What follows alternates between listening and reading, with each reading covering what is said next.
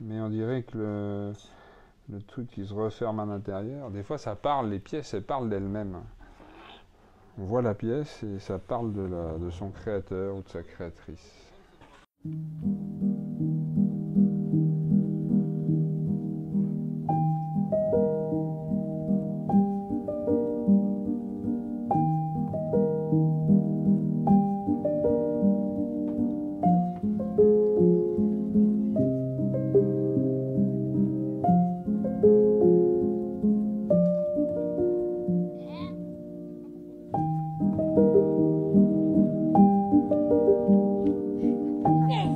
Ah, ça je garde. On peut en faire une autre?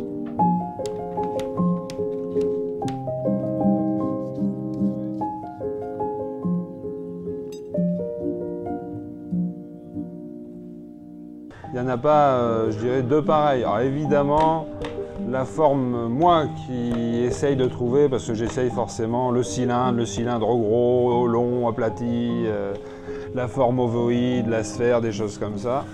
Je perçois expérimentalement que la forme sphérique fonctionne assez bien.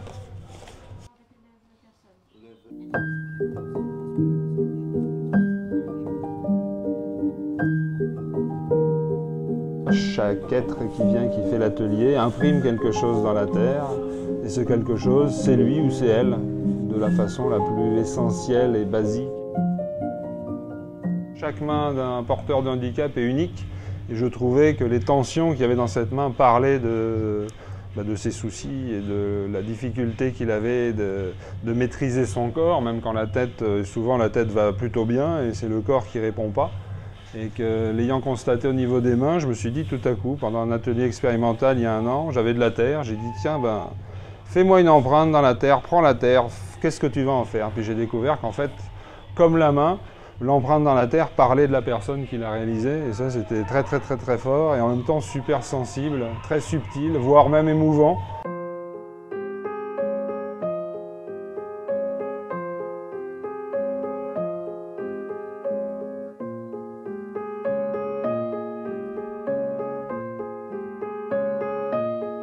Là, nous avons les 4 précurseurs de l'atelier avec qui on a fait l'atelier expérimental, et c'est grâce à vous que le projet continue parce que vous aviez bien bossé.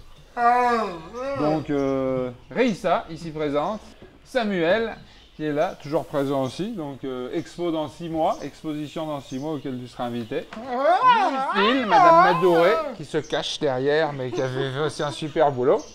Et Fessoal, aussi, des vieux camarades d'atelier.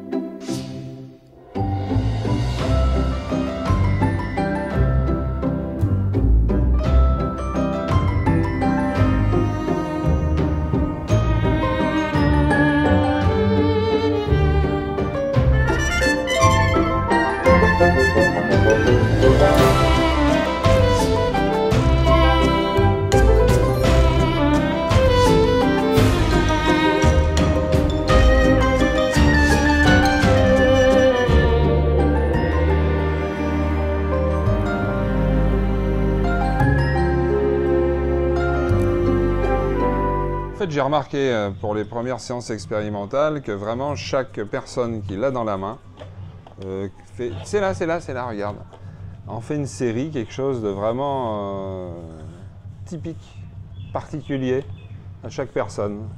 Chaque personne qui l'a dans la main a une façon particulière de serrer la terre et donc d'y laisser une empreinte. D'où le terme d'empreinte basale dans la matière. Dans tous les cas, ils impriment quelque chose qui pour moi est une part de leur être intime et qui se retrouve dans la terre. Voilà. C'est la part intime de l'être qui va s'imprimer dans la terre que j'essaye de mettre en valeur et qu'ensuite, c'est pour ça que je lui trouve un statut d'œuvre d'art, puisque pour moi l'art plastique c'est une façon de communiquer des choses sans utiliser des mots. Donc au travers de ça, chaque être qui vient, qui fait l'atelier, imprime quelque chose dans la terre, et ce quelque chose, c'est lui ou c'est elle, de la façon la plus essentielle et basique et basale donc possible. Bah ouais, carrément, je suis d'accord.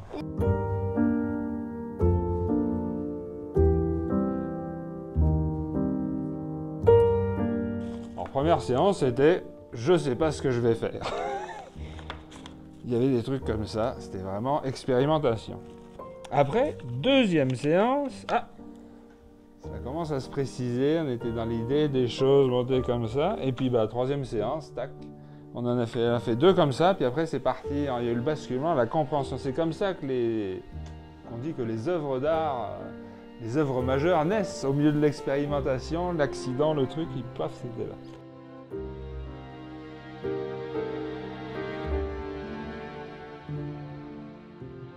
Pourquoi Basal? Tout simplement parce qu'il y a un monsieur dans les années 70 qui a fait ce qu'on appelle une rééducation basale de mémoire.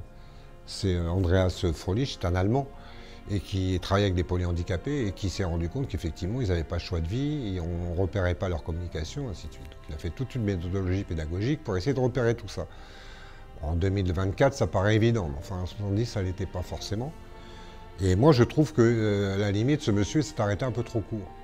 Parce que la seule chose qui est intéressante finalement dans l'être humain, c'est ce qu'il est capable de créer. Le reste, pour moi, c'est de la littérature. Et la création, rien ne peut mieux que l'art. Et de se rendre compte que ces jeunes adultes, ces enfants et ces adultes polyhandicapés peuvent créer des objets qui sensibilisent le public dit normal à une vraie émotion artistique. Bon, d'accord, il y aura l'artiste Xavier Daniel qui va mettre tout ça en musique. Mais la matière première, ce sera quand même ces gens-là qui vont le faire. Donc c'est pour ça que je voudrais avoir un premier regard de tout public. Les enfants polyhandicapés, les adultes polyhandicapés qui ont travaillé là-dessus, il n'y a aucune histoire, il n'y a aucune culture artistique.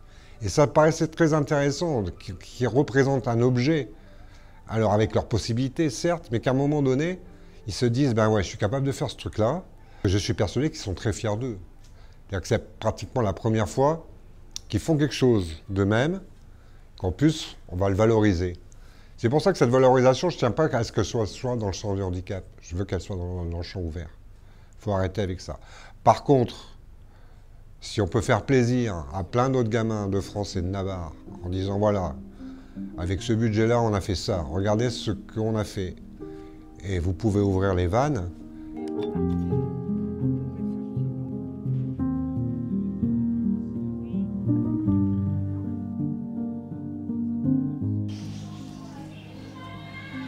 Toi, t'en es où? C'est mieux comme ça? Tu préfères? Je peux voir? Tu veux continuer avec? Ouais. Oui. Et tu n'utilises pas l'autre main aujourd'hui? Non.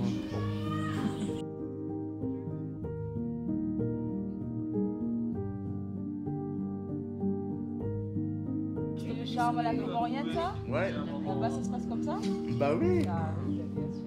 Moi, je pourrais pas faire pareil, par contre. C'est dommage.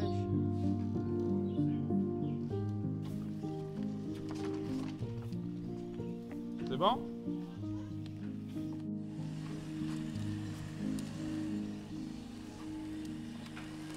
Vos pièces à vous, là, elles sont pas là, elles sont à l'atelier, je vous amènerai, elles sont comme ça, mais elles sont cuites. Donc elles sont toutes blanches et elles teintent comme quand on tape des tasses entre elles, ça fait un petit ting, c'est un joli bruit d'ailleurs, c'est de la faïence. Donc elles ont été cuites au four, et après je les ai pris pour commencer à dessiner. Et puis pour étudier les formes, c'est celle-là, ça c'est une forme à toi, et vu de côté, ça m'a fait penser à une montagne enneigée. On peut imaginer un paysage, il suffirait de rajouter des petits sapins. Oui, on pourrait rajouter des sapins, c'est ça. Et c'est là où j'ai dit, il y a des détails importants. Ça, c'est que le début. Voilà. Donc, est-ce que vous avez des choses, vous, à dire, que je peux rajouter sur les planches, des remarques? Pour moi, Lucille, elle s'est vraiment appliquée, et elle s'est impliquée, chose que des fois, quand elle a dit qu'elle ne veut pas, elle ne veut pas, elle ne veut pas. Là, elle a fait, c'était vraiment, elle a participé de bon cœur. Elle a envie, puis elle avait envie de vous faire plaisir parce qu'elle voulait vous montrer ce qu'elle avait fait, et elle s'est beaucoup appliquée. Elle s'était vraiment, elle a pris du temps à faire tous ces petits tris, mais elle ne faisait pas que faire, elle regardait ce qu'elle faisait. C'était aussi la première fois qu'on montait un projet avec la masse sur faire des séances communes, en fait, à destination des amendements Creton, des adultes. Donc ça, c'était aussi une première. On n'en avait jamais monté auparavant. Comme il y a des ateliers là-haut, au lieu de faire un petit groupe ici de jeunes adultes, autant aller à la masse et allier deux projets. celui de l'art, du coup, de l'expression, d'être fier d'une réalisation, de pouvoir, du coup, par la manipulation, produire quelque chose, et ensuite pouvoir faire des rencontres, échanger sur ce qu'on vient de fabriquer. Voilà, après, on verra le projet, ce qu'il amène.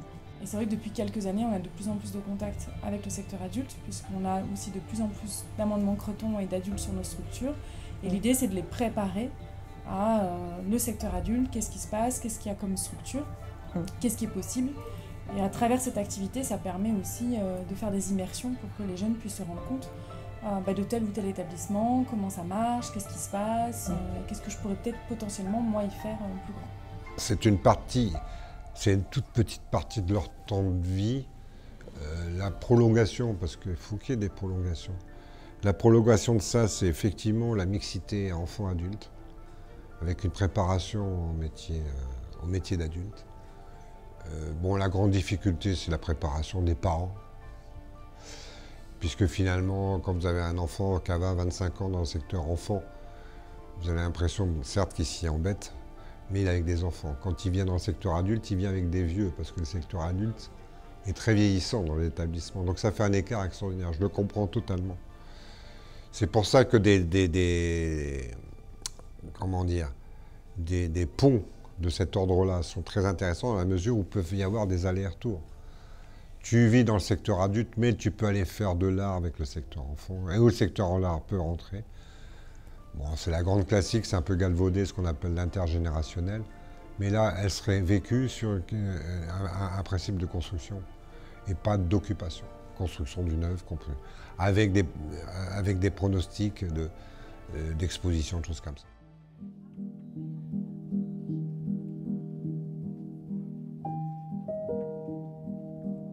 Je vais faire des remerciements donc, à tous les promoteurs, hein, donc, essentiellement l'ARS, le département et la région, qui ont participé à l'appel à projet. Je remercie aussi Xavier Dayal et puis tous nos pitchouns et tous nos jeunes adultes qui ont participé à l'atelier, en espérant que ce sera les précurseurs du parcours tant rêvé pour les parents que pour eux, d'un parcours de vie un peu mieux choisi.